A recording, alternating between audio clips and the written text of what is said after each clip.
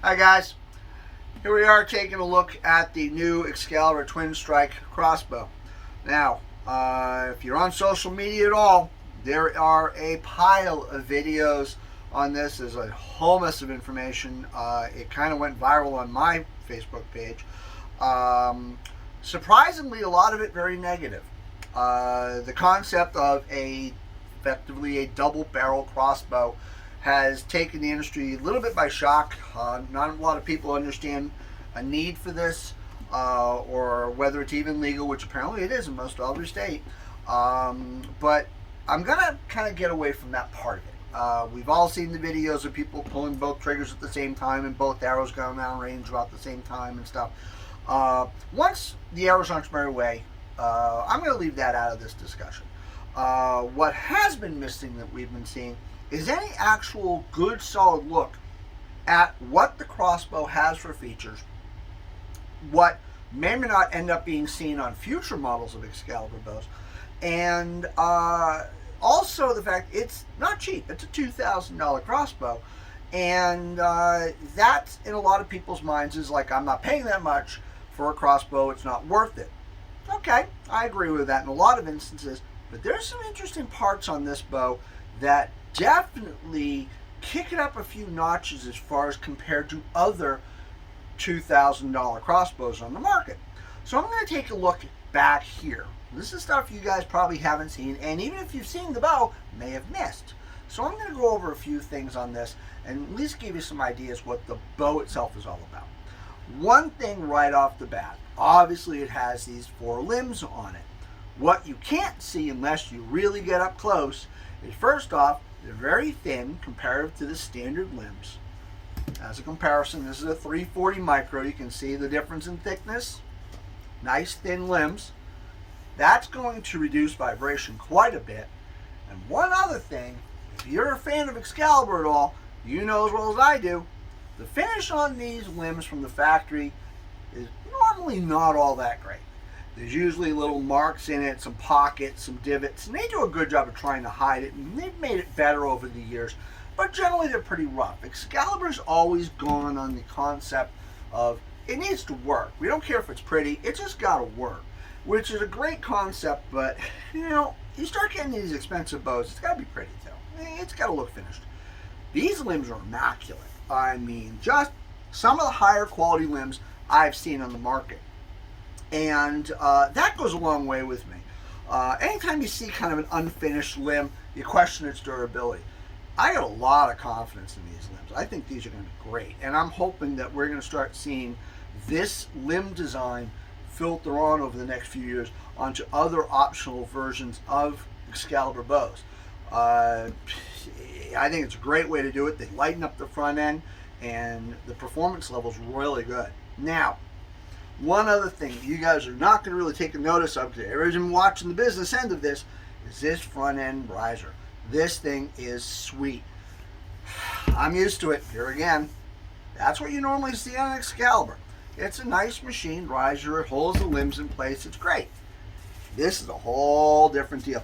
I don't see this level of quality unless I start getting into the higher end 10 points, the higher end Ravens. This has got a ton of machine work in it. A lot of engineering involved, and it's also got some cool angles and shims and stuff built into this. Again, durability. I have a funny feeling we're going to start seeing this kind of a riser design filter through on future Excaliburs, and it's nothing but a positive. Simple as as far as I'm concerned. If you can make the riser more stable, everything else works better. I won't mention the brand because I don't sell it, but I know for a fact that one of the problems with another company that I occasionally get repairs on is the riser will break. And the reason the riser breaks is whenever you shoot a bow, that's what absorbs all that vibration. The stronger the riser, the better the machining, the smoother it's going to shoot, the more that vibration is going to be absorbed, and that's what kills limbs is vibration. So again, really looking forward to what that's going to do. Now, one thing here I want to note, this system here now uses the new Rhino knock. And I'm going to zoom in and go a little detail on this. This new knock from Excalibur is going to be available. They're already filtering through now on any of the bows they're selling. It will work on all the older Excalibur bows, won't hurt anything. So you're going to see these pretty much on all the new Excalibur model bows. Even our custom arrows will have this kind of knock. This knock is designed to work with their new dry fire system. And this thing works really, really well. So I'm going to have them come in close and give you an idea of how that all works. So let's take a closer look at some of the little finer spots you're not going to see anywhere. Okay, here you can kind of get a better look at all the machine work in this riser and how solid it is. One other thing I want to note, this is held on to the end of the rail with 4 bolts. It's not going anywhere. A lot of single bolt systems, we run into accuracy issues as that bolt loosens up. This thing's rock solid. And the integrated dampening systems are very cool the way they put it all in here. It's clean. This impressed me. For years, Excalibur's always been a little bit vague with where their brace heights are. And this thing, the first thing I thought of was, okay, you're going to have one limb doing one thing, another one doing another. Brace heights are going to be different. You got 2 arrows flinging, not even remotely the same. Check this out. They've actually put brace height markers on the rail. Now you can instantly look, see if it's where it's supposed to be, and not only that, see if they're going to shoot the same. That's going to help a lot with the way this thing works overall. As we start coming back towards the rear of the bow, this stock, most comfortable stock Excalibur's ever made. All their stocks tend to be very blocky and chunky. This thing is anything but. It's sleek, it's comfortable, all the rubber grips, it's solid. It works really, really well. This is a comfortable bow to shoulder and shoot. Safety on this thing. Nice positive safety and easily accessible with your thumb. It's ambidextrous, it's on both sides. Great setup. It is not automatic. They haven't done that yet. Still have to manually click it into safe once you cock the bow. But as far as location and how it works, really, really good. The triggers on these are actually very cool. A little over 3 pounds, but easily accessible. And as they've been noting, you can hold them like this and pull them at the same time.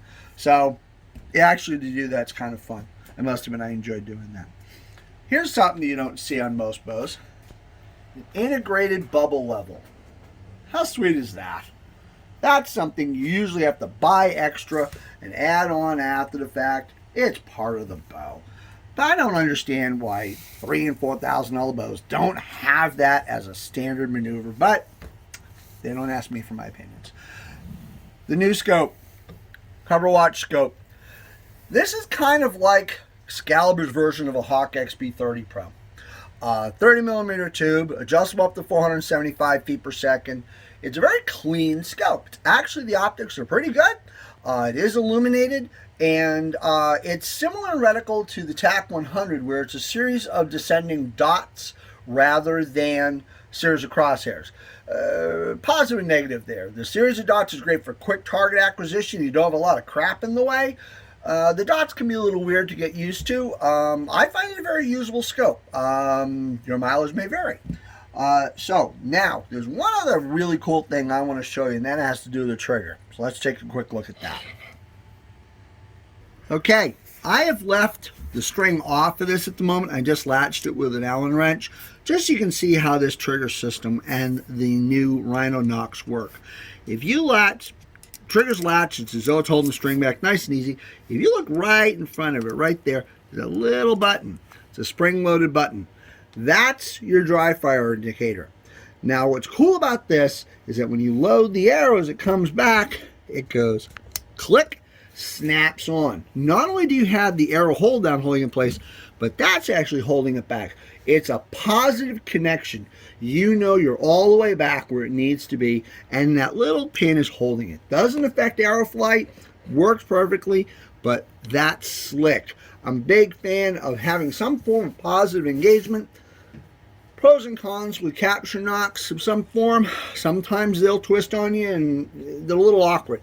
This gives you the simplicity of a flat knock where any vein down will work correctly, but you're still positively engaged against the back. Gotta love it. And if it's not engaged, if you pull it off of it, trigger's not going to work. Snap in place, trigger works. How clean is that? One last comment on this. And I've already seen some videos from other shops doing this wrong. It's really important. One thing, you want to cock the top string first, the bottom string second, and then load the bottom arrow first, then the top arrow. Reason being is if you have the top arrow loaded, you go to load the bottom one, you get a broadhead on the end, you're going to slice your hand open. It will happen. No matter what we do, someone somewhere is not going to do it right. To assemble the bow, you have to take this sticker off that says, this is the business end. Check the instructions prior to shooting. Highly recommend you guys do that.